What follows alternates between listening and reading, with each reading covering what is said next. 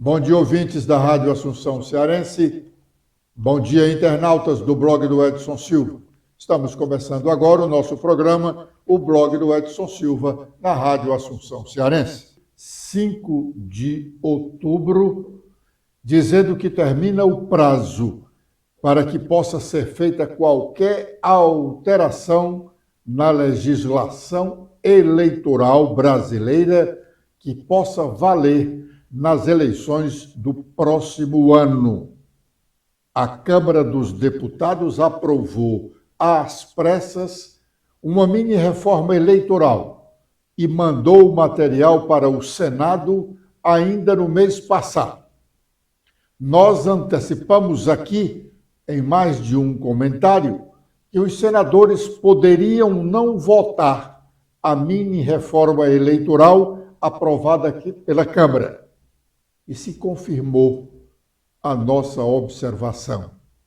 O Senado arquivou o projeto de mudanças na legislação eleitoral para o próximo ano e, assim, as eleições municipais de 2024 serão realizadas com base na legislação que orientou o último pleito realizado no ano passado.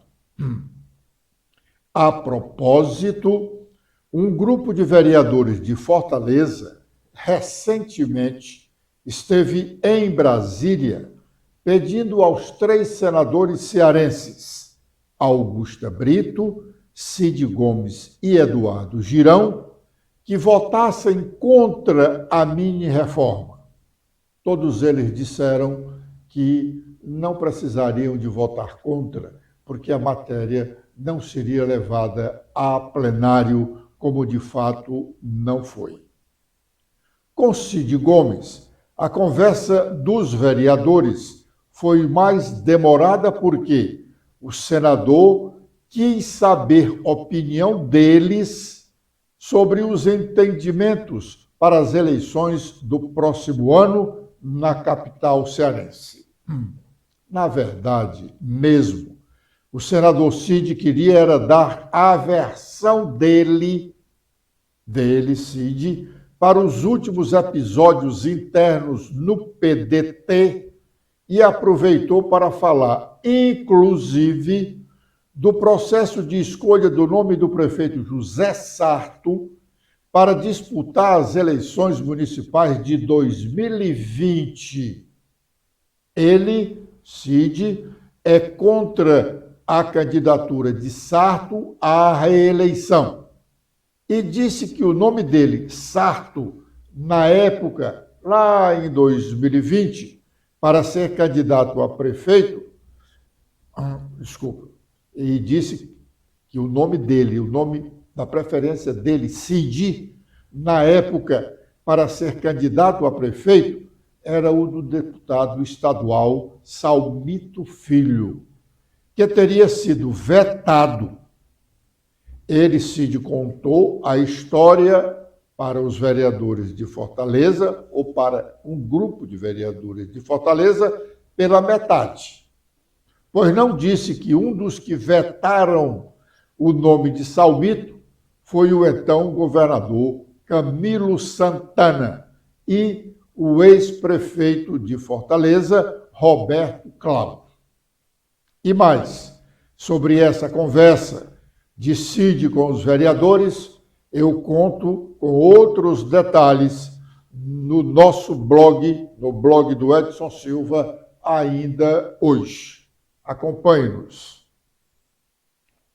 5 de outubro marca o aniversário de 35 anos de promulgação da Constituição brasileira.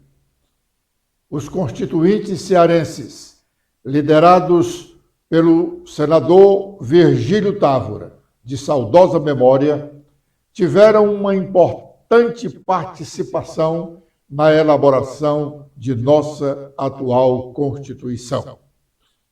Mauro Benevides, um dos constituintes cearenses ainda vivo, foi o vice-presidente da Assembleia Nacional Constituinte, presidida pelo deputado federal de São Paulo, Ulisses Guimarães, também de saudosa memória, de quem Mauro Benevides era um dos melhores amigos.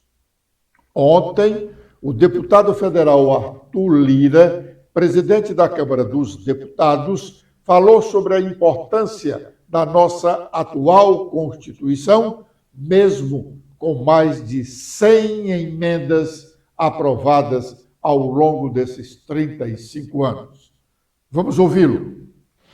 Ulisses Guimarães, na solenidade da promulgação, disse: não é a Constituição perfeita, mas será útil, pioneira, desbravadora, será a luz ainda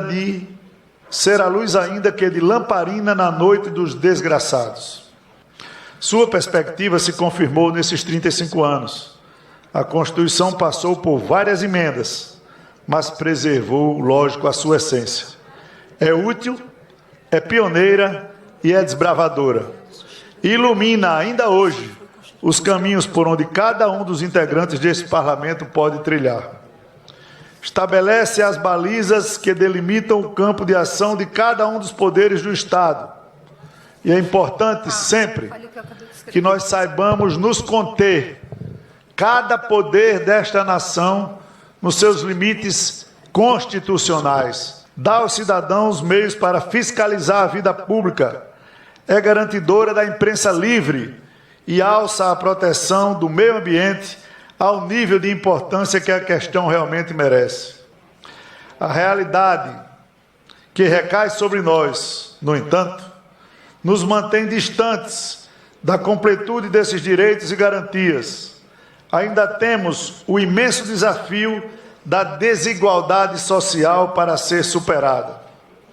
A Constituição, senhoras e senhores, é o início e o fim, no percurso até a igualdade, a equidade, a justiça social e o respeito integral aos cidadãos. A Carta de 88 é um marco da nossa redemocratização, consolidação do Estado democrático de direito. Diante disto, devo dizer, não podemos transigir jamais com autoritarismos e com ameaças à soberania popular. Foi sob a guia da Constituição que refutamos veementemente a tentativa daqueles que invadiram esse prédio no último dia 8 de janeiro com o intuito de vilipendiar a nossa democracia. Seguiremos em frente, sempre. A Câmara dos Deputados reitera, hoje e sempre, o compromisso de ecoar o brado obstinado dos constituintes originários, que lutaram por mudanças que proporcionassem liberdade, respeito e dignidade a todos os brasileiros. Bom, um dos editoriais do jornal O Estado de São Paulo de hoje, por sinal, o mais importante dos editoriais, que é o primeiro deles, fala do aniversário de 35 anos de promulgação da nossa Constituição Federal e diz que há razões de sobra para que esse marco histórico da democracia seja celebrado. E começa dizendo: completam-se hoje 35 anos de promulgação da Constituição de 1988. Há razões de sobra para que esse marco histórico da democracia brasileira seja celebrado, mas especialmente por ser esta a Constituição entre as 7 que vigoraram desde a independência, a que melhor reflete o justo anseio de uma sociedade livre e plural por participar das escolhas políticas que, dia após dia, ao longo de todo esse tempo, tem feito do Brasil um país menos desigual e mais próspero. Prossegue. Malgrado as suas multas ou muitas deficiências, já tantas vezes apontadas por este jornal, o Estado de São Paulo, inclusive durante a Assembleia Nacional Constituinte, e as atribuições políticas e institucionais ao longo de sua vigência, incluindo nada menos que a cassação de 2 presidentes da República por crimes de responsabilidade. O fato é que a Constituição de 1988 triunfou sobre os seus inimigos, sejam os que tentaram sabotá-la no nascedouro, sejam os que ameaçaram como nunca nos últimos 4 anos. Ganhou os corações e mentes dos brasileiros e permitiu ao país experimentar o mais longevo período de normalidade democrática da história republicana. E segue o editorial muito importante para ressaltar a democracia que experimentamos hoje no Brasil a partir da Constituição Cidadã, promulgada no dia 5 de outubro, há 35 anos.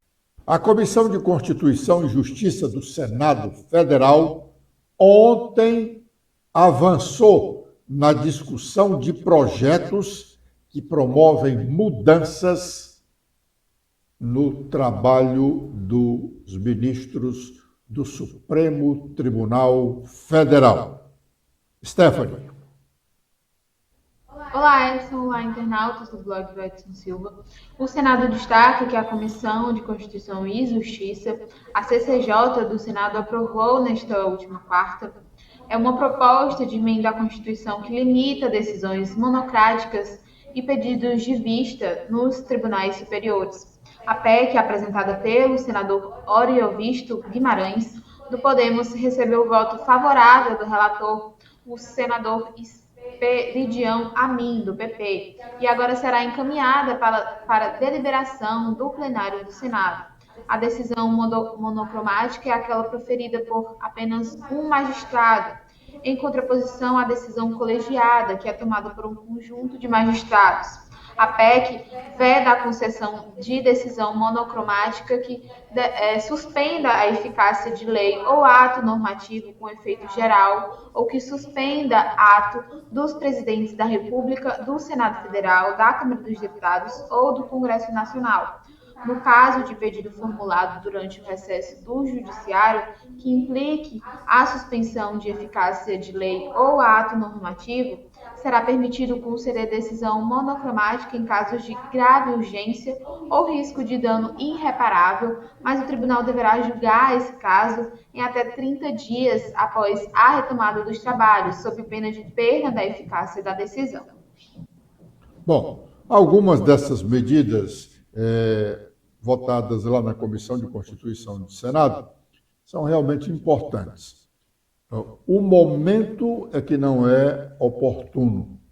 Hoje, o Senado ou o Congresso Nacional, o Poder Legislativo e o Poder Judiciário não estão convivendo harmonicamente como estabelece a Constituição da República. Por isso, o momento não é oportuno. Mas é mais do que justo essa alteração, porque podemos entender ou não entendemos como decisões monocráticas, sobretudo as liminares, sejam concedidas por ministros e ficam aí valendo por 1 mês, 2 meses, 6 meses, 1 ano ou mais de 1 ano, guardado lá na gaveta dos gabinetes dos ministros. Essas liminares têm que existir, liminar, são decisões imediatas para atender uma situação do momento, elas devem existir, são imprescindíveis, mas elas não podem ficar com uma duração ad eterno, ela tem um prazo. Até o Tribunal de Contas do Estado do Ceará, que mudou isso há muito tempo, Quando um conselheiro aqui concede uma liminar para o prefeito, vereador, o secretário, seja lá quem for, imediatamente na primeira sessão, pleno do Tribunal de Contas do Estado, imediatamente à concessão da liminar, o conselheiro precisa levá-la ao plenário. Mas os desembargadores, juízes, desembargadores e colegiados, desembargadores e nos tribunais superiores, isso não acontece. Um juiz qualquer, desembargador e ministro, é juiz. Um juiz qualquer dá uma liminar e ela fica lá como se fosse uma medida provisória num prazo de 60 dias. Até as medidas provisórias que têm força de lei, elas só valem durante 60 dias até que o Congresso confirme a sua validade. Por isso que, vez por outra, o Congresso precisa se reunir, o Senado, a Câmara, se reunir extraordinariamente, urgentemente, como aconteceu agora na última segunda-feira. O Senado fez uma sessão deliberativa para evitar que uma medida provisória caducasse. Se ele não vota naquele dia, na segunda-feira, e o presidente, no mesmo dia, a sancione, ou sancione a lei que ela gerou, ela perde a validade. Por que, então, que liminares de juízes ficam aí ad eterno? Mas, muito bem, após a decisão da Comissão de Constituição e Justiça do Senado, o presidente do Supremo Tribunal Federal, ministro Luiz Roberto Barroso, deu uma entrevista coletiva, onde procurou minimizar o momento tenso nas relações institucionais entre o Poder Legislativo e o Poder Judiciário.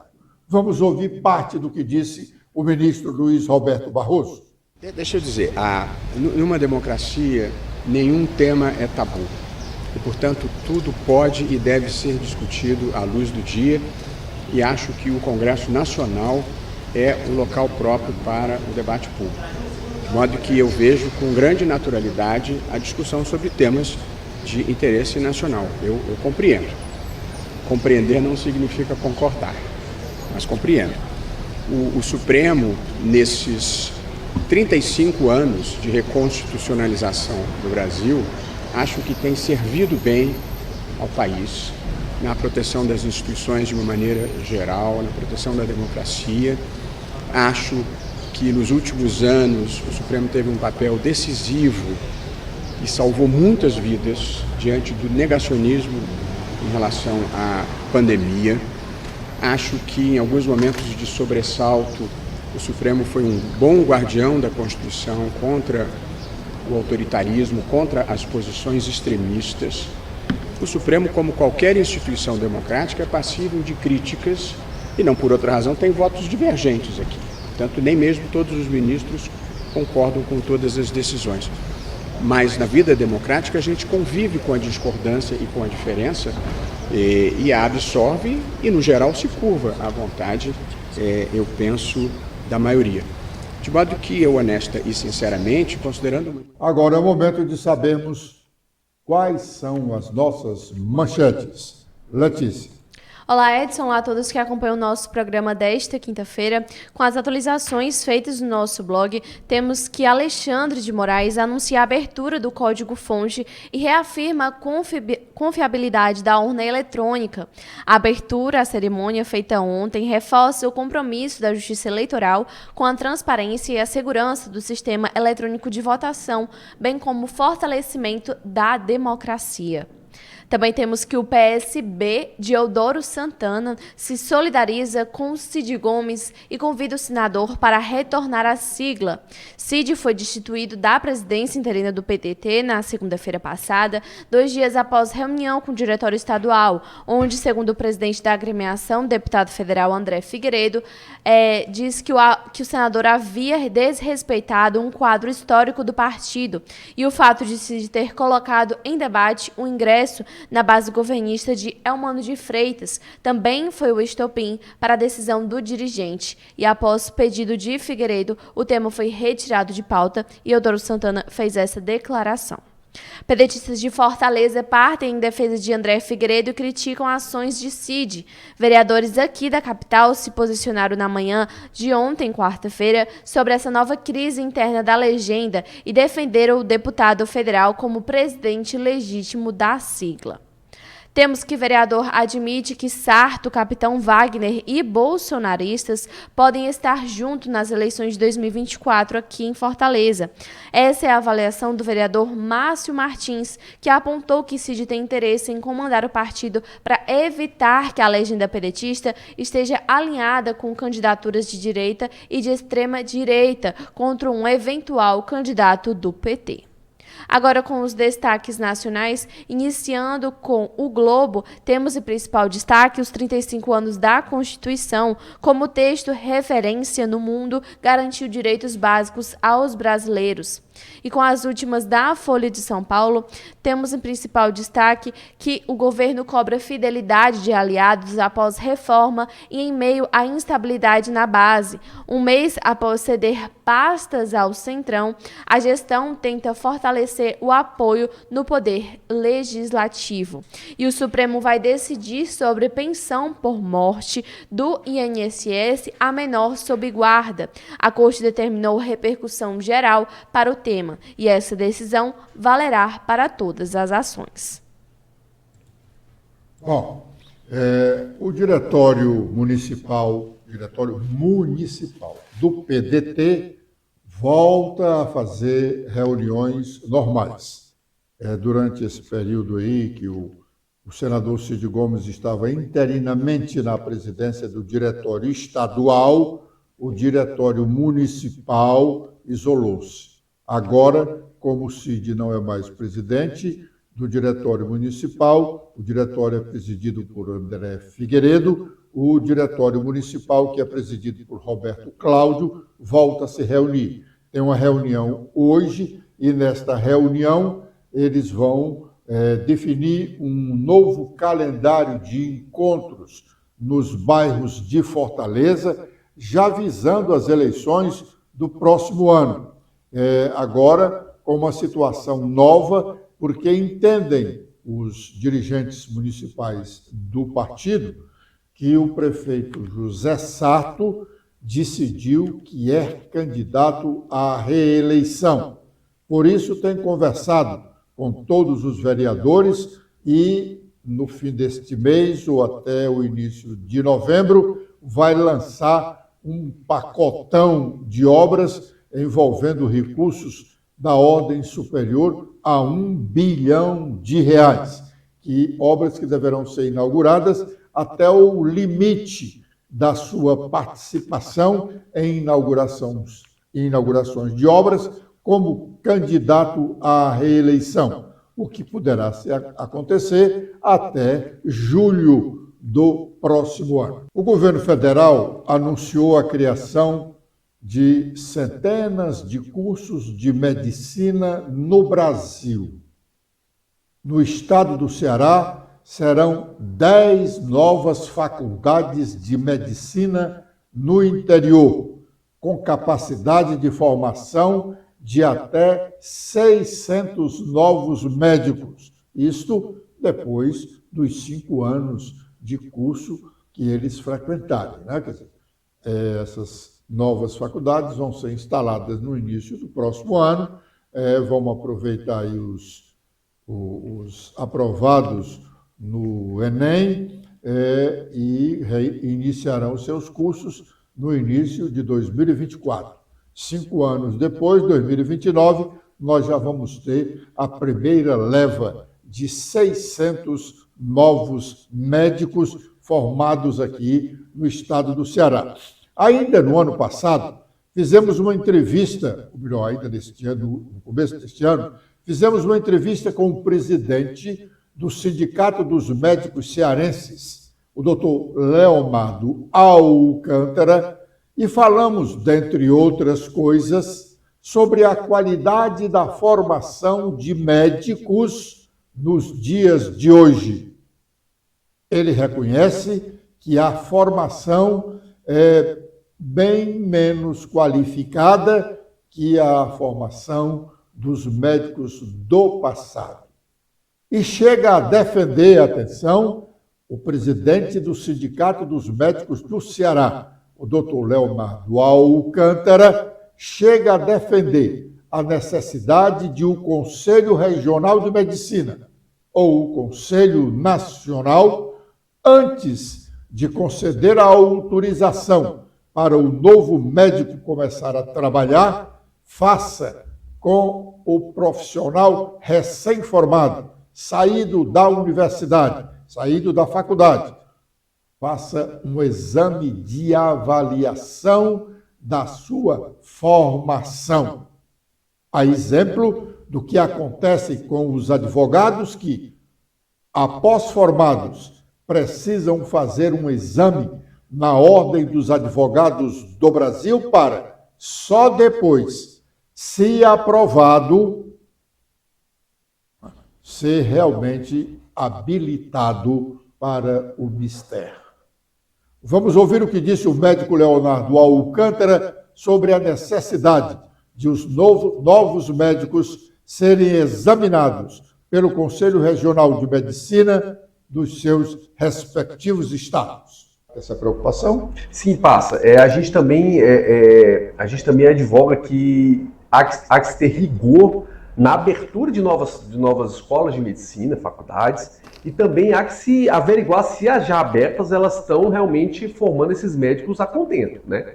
Então nós não somos contra iniciativas, por exemplo, como exames de ordem, como é feito no caso dos advogados da OAB, para certificar que aquele profissional ele tem ali um rol mínimo de competência, de conhecimento para exercer a profissão. Então a gente acha que isso pode ser feito, a gente defende essa iniciativa também, mas no momento, pelo menos que esses profissionais sejam registrados. É o que a gente está querendo. Mas já tivemos movimento aqui no Brasil para isso, para uma seleção, e houve reação de médicos contra isso. E o argumento era que por que o advogado, para poder trabalhar, se submete a um exame da ordem e as outras profissões não? Isso significa dizer que houve uma mudança dessa discussão de ontem para agora. Agora, por exemplo, o senhor é presidente do sindicato dos médicos do estado do Ceará, defende que haja essa seleção? Sem dúvida, sem dúvida.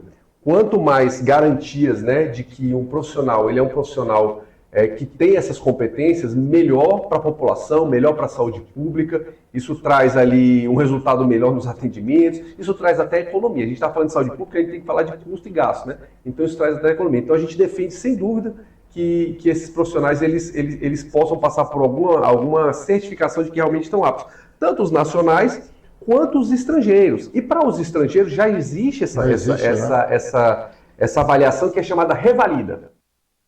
Doutor Leonardo, bom, essa manifestação do doutor Leonardo, sem dúvida, continuará suscitando discussão, mas realmente é preciso que a formação dos novos médicos sejam de qualidade. Os médicos de hoje não reconhecem uma enfermidade, como nós dissemos lá antes da indagação ao doutor Leonardo, eles não reconhecem uma enfermidade ao apalpar o paciente, como os médicos faziam antigamente. Apalpavam o paciente e já davam ali um diagnóstico, quase sempre correto. Agora, os médicos estão aprendendo a ler resultados de exames. Talvez isso não seja a boa ou a melhor formação. Agradecendo a audiência dos ouvintes da Rádio Assunção Cearense e internautas do blog do Edson Silva, nós estamos encerrando o nosso programa de hoje, prometendo estar de volta amanhã com a proteção de Deus a partir das 11h45. Letícia. Eu também faço meus agradecimentos a todos que acompanharam o nosso programa de hoje. Vocês podem ver mais notícias apontando a câmera do celular de vocês para este QR Code. Espero revê-los amanhã. Até lá!